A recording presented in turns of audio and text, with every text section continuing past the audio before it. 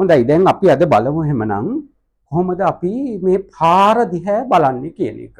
මොකද දැන් ඕගොල්ලෝ නිකන් පාරේ ඉස්සර නිකන් ඔහෙ වටපිට බල බලා එහෙම ගියා වගේ නෙමෙයි වාහනයක් කෙරවනකොට ඕගොල්ලෝ පාර ගැන හොඳට අධ්‍යයනය කරමින් යන්න ඕනේ. මොකද පාර දිහා දකින විදිය, බලන විදිය ඒ දේවල් හරිය වැදගත් වෙනවා.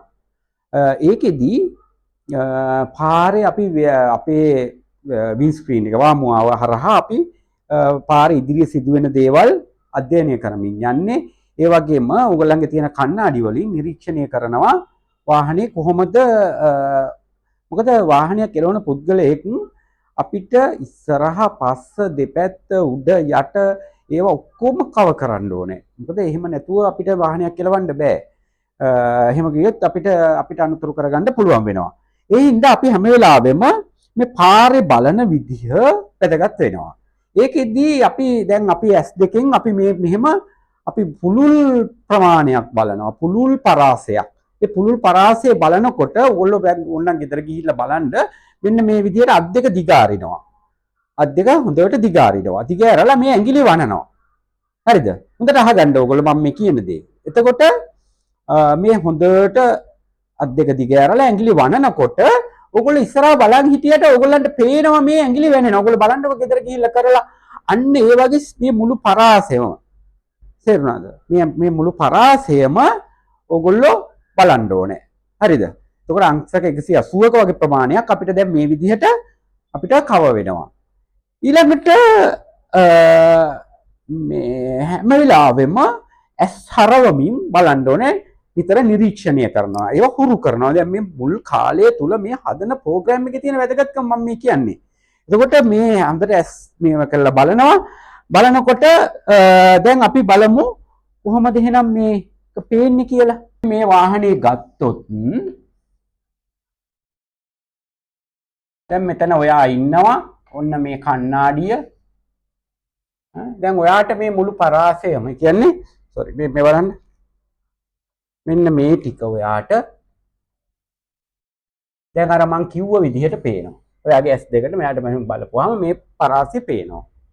ඊට අමතරව මේ කණ්ණාඩි දෙකට මෙන්න මේ පරාසය පේනවා.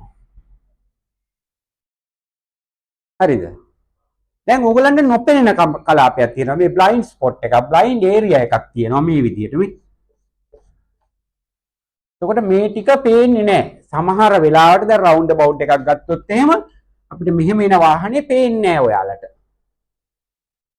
ඒ හින්දා ඕගොල්ලෝ හැම වෙලාවෙම මෙතනදී ඕගොල්ලන්ගේ උරහිසට උඩින් වාහනේ පිටත් වෙන්න ඉස්සෙල්ලා නිතරම කාර්ය බහුල තැන මාර්ගයකට ඇතුල් වෙන තැනදී හුදට විමසිලිමත් වෙන්න ඕනේ. මෙහෙම උරහිසට උඩින් මේ බ්ලයින්ඩ් ස්පොට් බලන්න ඕනේ.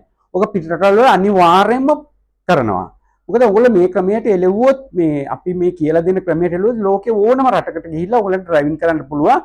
මොකද මේ අපි ඔයගොල්ලන්ට උගන්වන්නේ මේ අපේ ක්‍රමයක් නෙමෙයි මේ ලෝකේ සම්මත ක්‍රමවේදයක්. එතකොට එහෙමනම් මේ විදිහට අපිට කවර් කරන්න පුළුවන්. එතකොට දැන් ඕගොල්ලෝගේ දැන් සමහර වාහනවල තියෙනවා මේ පිටිපස්ස බලන්න මෙතන කණ්ණාඩියක්. දැන් නම් හැබැයි ඉතින් ඒවා ගොඩක් අඩු වෙලා දැන් ඉස්සරහට එන වාහනවල ඇත්තටම කණ්ණාඩිත් නැහැ. මොකද තියෙන්නේ කැමරාස් වලින් කවර් වෙන විදිහට තමයි දැන් අලුත්ම වාහනවල එන්නේ. මුළු කැමරා වලින් තමයි වාහනවල වටේ සම්පූර්ණ ඔයගලන්ට තියෙන මේ ස්ක්‍රීන් එකෙන් බලලා තමයි ඒවා හරියට මේව කරන්න ඕනේ. මොකද දැන් අපිට උඩින් පේන මට්ටමේ විදිහට සකස් කරලා තියෙනවා කාර් එකේ ලොකේෂන් එක කොයි විදිහටද හැසිරෙන්නේ කියන එක. ඉතින් එහෙමනම් හොඳට මතක තියාගන්න අර පාර දිහා බලන එකේදී හුද්දට අධ්‍යයනය කරන්න ඕනේ. දැන් මම ඔයගලට ඒකෙදි තව වැරද්දක් කියන්නම්. ඔය ගොඩක් වාහනවල දැන් ඔය පහුගිය කාලෙත් ආවා මේ ප්‍රශ්නේ. මොකද වාහනයක ඉස්සරහ වාමුවාවේ කියන්නේ වී ස්ක්‍රීන් එකට එල්ලලා තියෙනවා එක එක දේවල්. මොනවද එල්ලලා තියෙන්නේ? මල් වැල් එල්ලලා තියෙනවා, එක එක ටොයිස් එල්ලලා තියෙනවා, ඊළඟට කුරුස එල්ලලා තියෙනවා, එහෙම නැත්නම් ධර්ම චක්‍ර එල්ලලා තියෙනවා. මේ වගේ එක එක දේවල් මේ වාහනේ වාමුවාවේ එල්ලලා තියෙනවා. ඉතින් ඒවා ඔයගොල්ලෝ යනකොට සමහරෙන් මම දැකලා තියෙනවා පොඩි පෙට්ටි වගේ අර පොඩි කුළුන් වගේ එකේවෙන් හදපුවා දාලා තියෙනවා. ඒවා එල්ලලා තියෙනවා. එතකොට මේ ඇහැ හැම වෙලාවෙම මේ චලනය වෙන වෙලාවට දේවල් ක්ෂණිකව අඳුරා ගැනීමේ හැකියාව තියෙන්න ඕනේ. එතකොට අර ඇහැට නිතර හෙළවෙන දේවල් හුරු වෙලා ඇත්තටම වැදගත් සෙලවීමක් පාරේ දැක්කාම ඒ කියන්නේ මිනිස්සේ පයින් අවස්ථාවක් බයිසිකලයක් දාන අවස්ථාවක් ඒ වගේ මොකක් හෝ ක්ෂණික වෙනසක් පාරට ඇතුල් වෙනකොට හෝ වෙන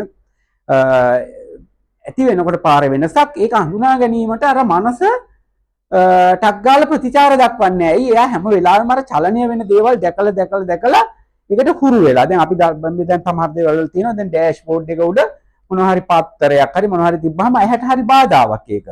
ඒ වගේ අපිට අර දකින්න වාමුවාව හරහා දකින්න චිත්‍රය හරි වැදගත් වෙනවා.